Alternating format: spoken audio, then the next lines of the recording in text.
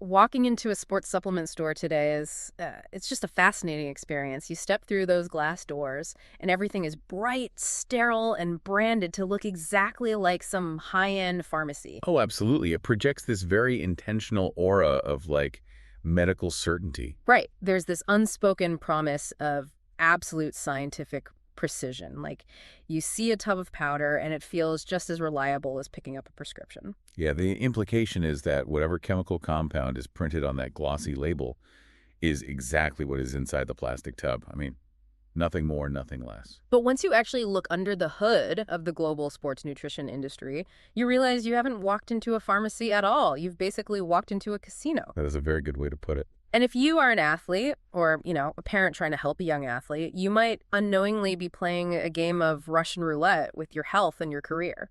Yeah, and that massive gap between the clinical marketing of these products and the stark, unregulated reality of how they're actually manufactured, that is exactly what we are unpacking today. So to do that, we are pulling from a really comprehensive document today, the Parent and Coach's Guide to Safe and Effective Athletic Supplementation. Right, and our mission with this deep dive is to cut through all that multi-billion-dollar noise. We really want to figure out what actually works on a cellular level, what is genuinely dangerous, and how to navigate this landscape without ruining a career. And to even start that conversation, we have to establish the absolute baseline rule. It's what the guide calls the food first philosophy. Which is so crucial. The supplement industry spends a fortune trying to convince you that their powders are the foundational building blocks of athletic success. But realistically, supplements are just a secondary elective tier. Exactly. The non-negotiable pillars of athletic excellence are, well, scientifically programmed training, meeting your total energy requirements, and high-quality nutrient intake through whole foods. That is the structural foundation of the house, right? Mm-hmm. Supplements are just the decorative trim. I mean, the text actually calls it a dereliction of duty to prioritize supplementation over basic energy balance and sleep hygiene. Which, it's strong language, but completely logical. You literally can't out-supplement 3 hours of sleep and a diet of fast food. It's like putting Formula One racing tires on a car with a blown engine. Right. The athletes are competitive by nature. They will inevitably look for an edge, which means they will eventually turn to those plastic tubs. And that transition right there is where a massive, terrifying risk enters the picture. And it's largely due to a concept called strict liability. Yeah, strict liability. This is the foundational rule enforced by WADA, which is the World Anti-Doping Agency. Right. It basically dictates that an athlete is 100% legally and morally responsible for every single substance found in their biological sample. Meaning if you fail a drug test, it literally doesn't matter how the chemical got into your bloodstream. Exactly. Ignorance is not a defense. A coach handing you a pill, not a defense. Wow. And crucially, a contaminated label on a supplement you bought in good faith at a totally normal store that is not a valid defense either. Under WADA rules, if a banned substance is in your body, your career faces an immediate, devastating suspension, period. Which honestly wouldn't be a total nightmare if the manufacturing of these supplements was actually as tightly controlled as the marketing implies. But the data shows these systemic manufacturing failures. Yeah, the numbers are wild. There's a landmark German study mentioned in the material that looked at suspicious supplement products, and it's staggering. 15% of those suspicious products contain prohibited prohormones. Wait, 15%? And we should probably clarify what a prohormone actually is, because it sounds like just an energy booster or something. Oh, no, it is definitely not an energy booster. A prohormone is a chemical precursor to a steroid. Oh, wow. Okay. Yeah. When you ingest it, your body's enzymes convert that compound directly into an active anabolic steroid like testosterone. So it is a massive, career-ending doping violation. So 15% contain these steroid precursors. But to me, the truly shocking part of that study is how they actually got in there. Right, the manufacturing side. A massive 46% of the companies involved in the contaminated products were manufacturing those illegal prohormones on the exact same production lines as their regular, supposedly clean supplements. Yeah, the cross-contamination risk is just entirely systemic. Mm-hmm. You have these huge vats mixing highly potent banned substances, and literally an hour later, That exact same vat is being used to mix a basic whey protein powder for a high school athlete. That is insane. That's like buying a simple garden salad, but the restaurant uses the exact same cutting board to chop up raw chicken. And if you get food poisoning from the salmonella left on the board, the WWADA legal framework treats it as completely your fault. That's a perfect analogy. Wait. And furthermore, it isn't always accidental cross-contamination either. Really? Yeah. The guide points to Dutch data confirming that a minority of products contained high concentrations of prohibited substances that were deliberately added by the manufacturer. Wait, deliberately? Why would they do that? Well, they sneak in cheap, illegal stimulants to make the user feel this massive pump or a huge energy spike. That way, the customer thinks the product is incredibly potent and just keeps buying it again and again. But hang on, if the manufacturing lines are sharing equipment with steroid precursors and unregulated web shops are out there deliberately spiking products with illegal stimulants, how can any athlete or parent guarantee they aren't going to fail a drug test? It's a huge problem. Like if I walk into a massive, reputable chain store and pick up a tub of protein from a famous brand, especially one that has a big, shiny, safe for sport sticker printed right onto the label design, doesn't that brand reputation protect me? It is a very intuitive assumption, but a highly dangerous one. A label on the package guarantees absolutely nothing. Nothing, really. Nothing. Taking your cutting board analogy a step further, one tub of that famous brand's protein powder might be manufactured on a Monday when the machinery was freshly sterilized. Okay. But the very next tub sitting right beside it on the shelf might have been mixed on a Wednesday, right after a run of those prohibited pro-hormones. So the safety isn't in the brand at all. It's in the specific moment it was manufactured. Exactly. And this is the golden rule of the verification protocol.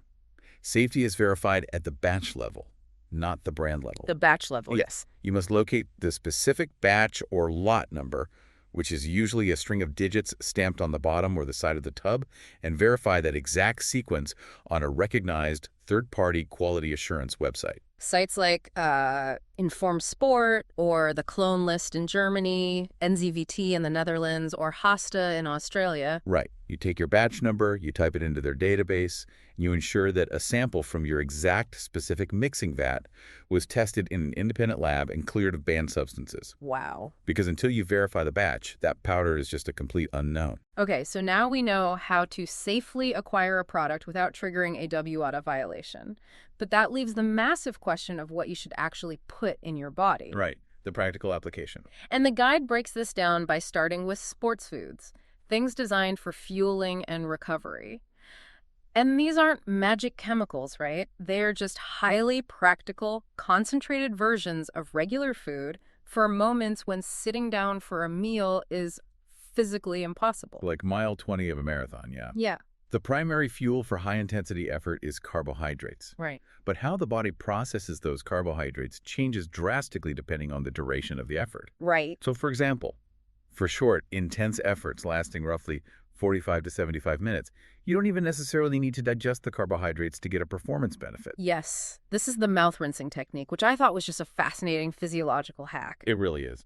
So for an effort under an hour, you take a sports drink, swish it around in your mouth for 5 to 10 seconds, and then just spit it out. You don't swallow it. Right. But because the carbohydrate receptors in your mouth detect the fuel, they send a signal straight to your central nervous system. Exactly, because the brain is constantly running this subconscious governor, holding back your physical effort to prevent you from starving or collapsing. Right.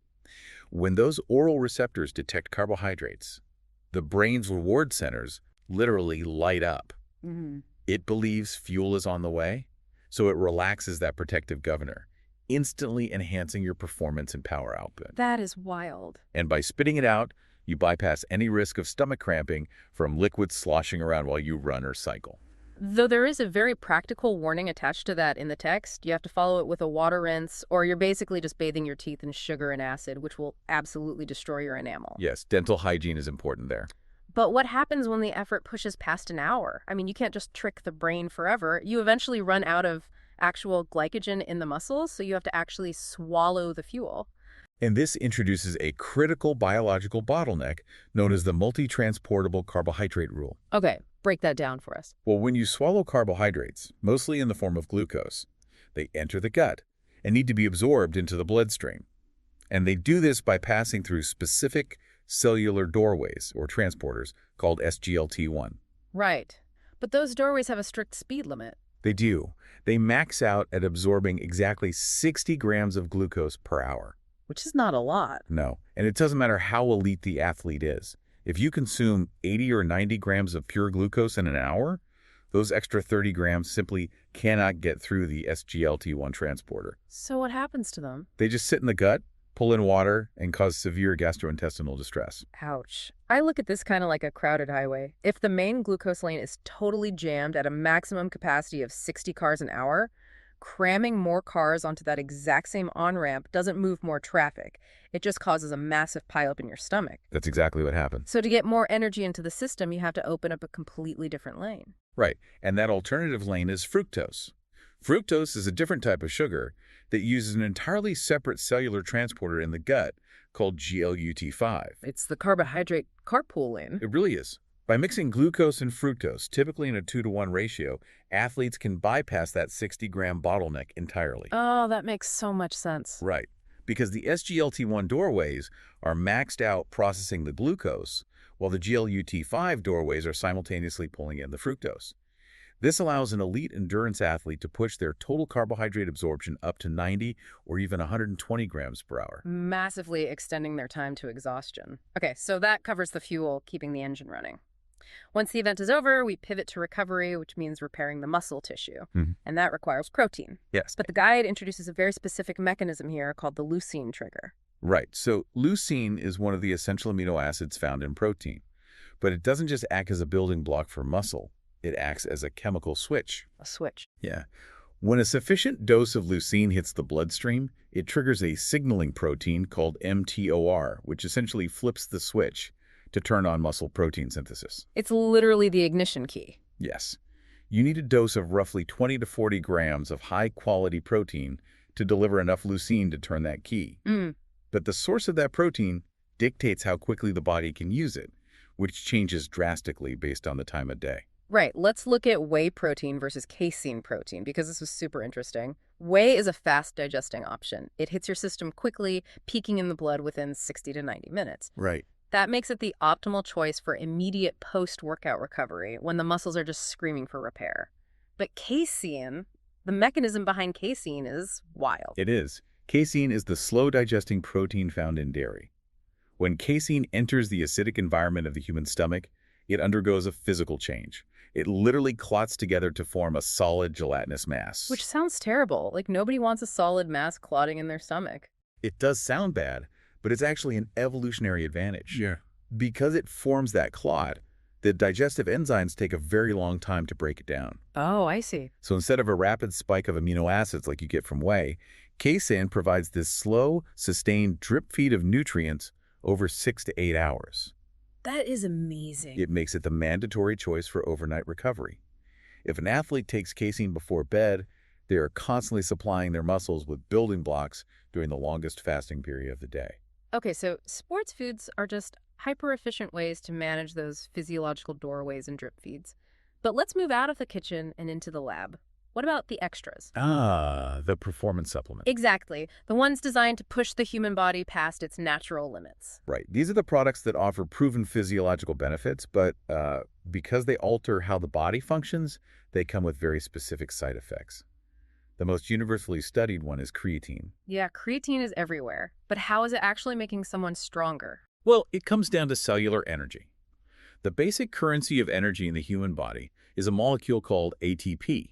When a muscle contracts, say, you're lifting a heavyweight girigial, ATP loses a phosphate molecule to release energy, becoming ADP. And once you run out of ATP, the muscle physically fails. You just can't lift the weight again. Exactly. But creatine acts as a backup reservoir of those phosphate molecules. It donates a phosphate back to the ADP, instantly turning it back into active ATP. Wow. It literally regenerates your cellular energy currency in real time, so it allows you to grind out 1 or 2 extra reps before failure. But the wild stat here is that while it is highly effective, about 1/3 of all athletes are simply non-responders. Yeah, about 30%.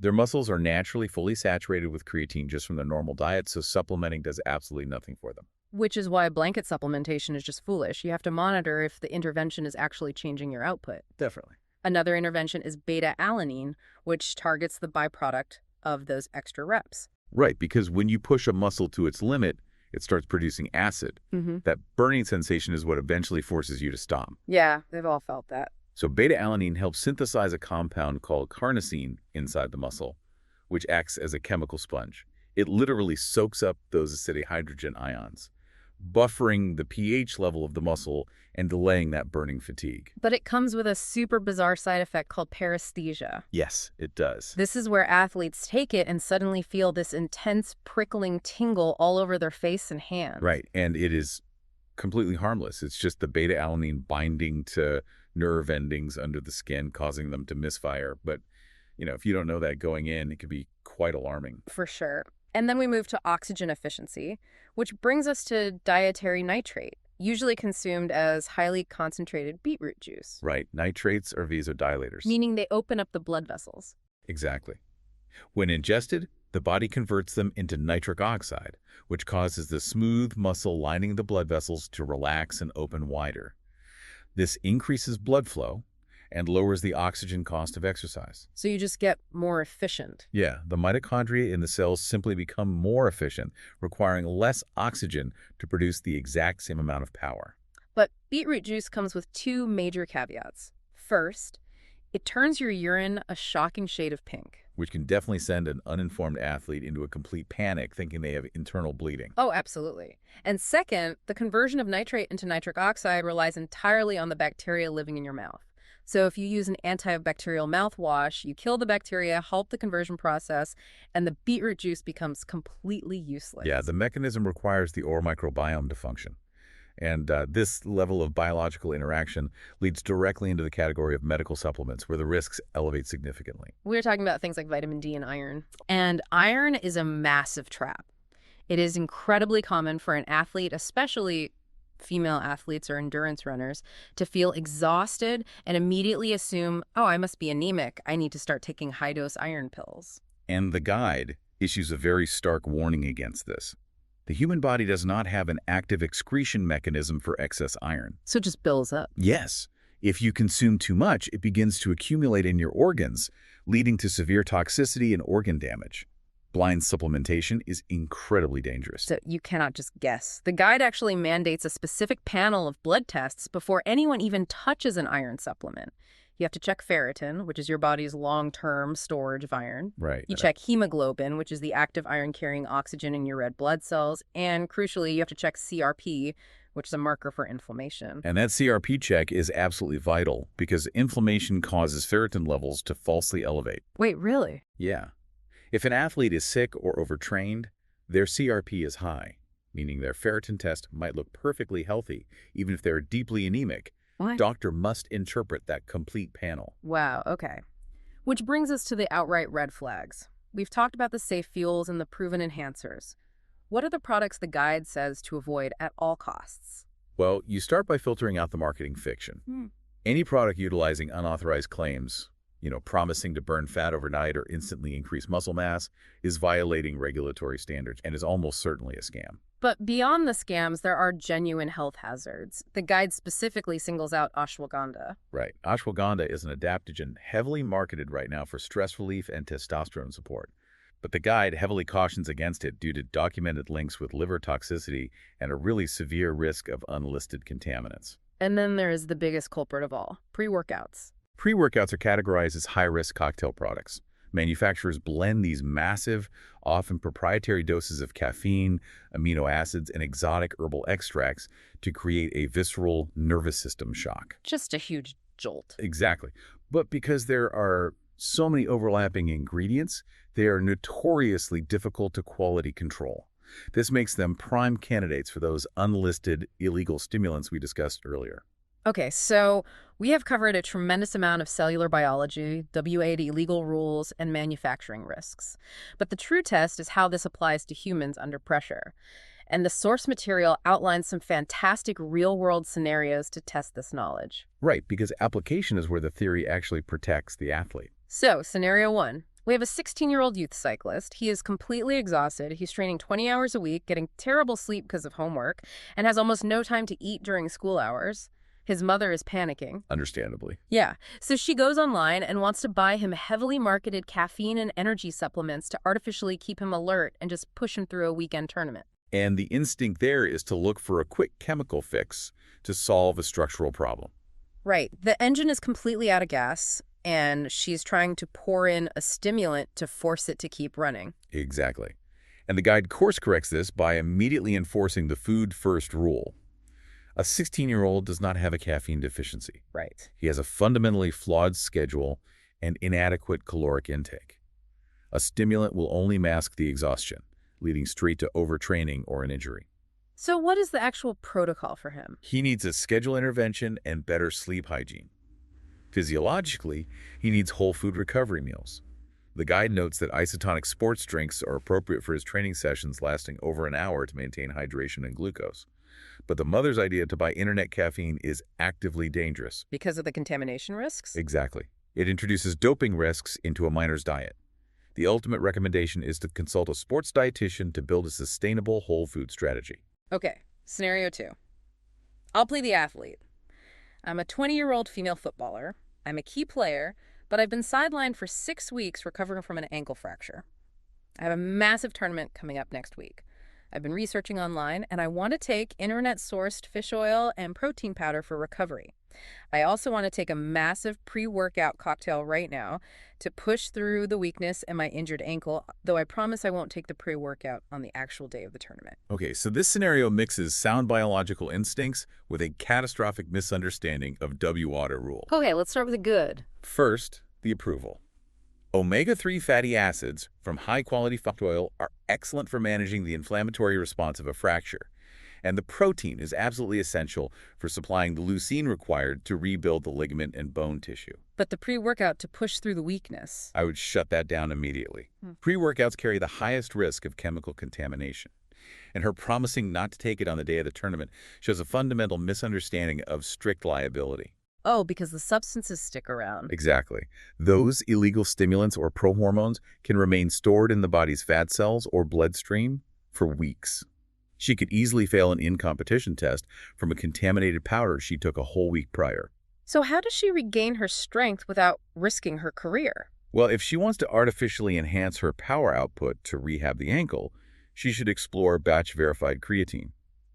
It safely targets the ATP energy system without the nervous system risks of a pre-workout, assuming she isn't a non-responder, of course. Wow. These scenarios really highlight that in every moment of athletic panic, whether it's exhaustion, an injury, or a looming tournament, abandoning the fundamentals for a quick fix is exactly how careers end. It really is. The discipline is in ignoring the marketing noise and trusting the established biological pathways. So to summarize the critical tools from this deep dive for you listening, first, respect the food-first hierarchy. You cannot hack a bad diet with a powder. Second, respect WADA's strict liability. The WADA code does not care if you were tricked by a contaminated label. If the chemical is in your blood, you are suspended. Third, never trust a shiny sticker or a brand name. Always locate the specific batch number and verify it on a third-party site like Informed Sport. Crucial step. And finally, understand the actual mechanisms of your body. Know when your SGLT1 glucose transporters are maxed out so you can open the fructose carpool lane, and know when to use the slow clotting mechanism of casein protein for an overnight drip feed. That is a great summary. And looking at the entirety of this landscape, I really want to leave you with one final thought to process today. We have spent this whole time analyzing the extreme contamination risks and the lack of regulatory oversight, specifically within the elite sports supplement industry. Right, like the vats being shared with illegal pro-hormones. Precisely. But consider the broader manufacturing reality here. Many of these industrial facilities don't just churn out extreme pre-workouts and muscle builders. They actually lease out time on those exact same mixing vats and production lines to everyday wellness brands. Wait, really? Yeah.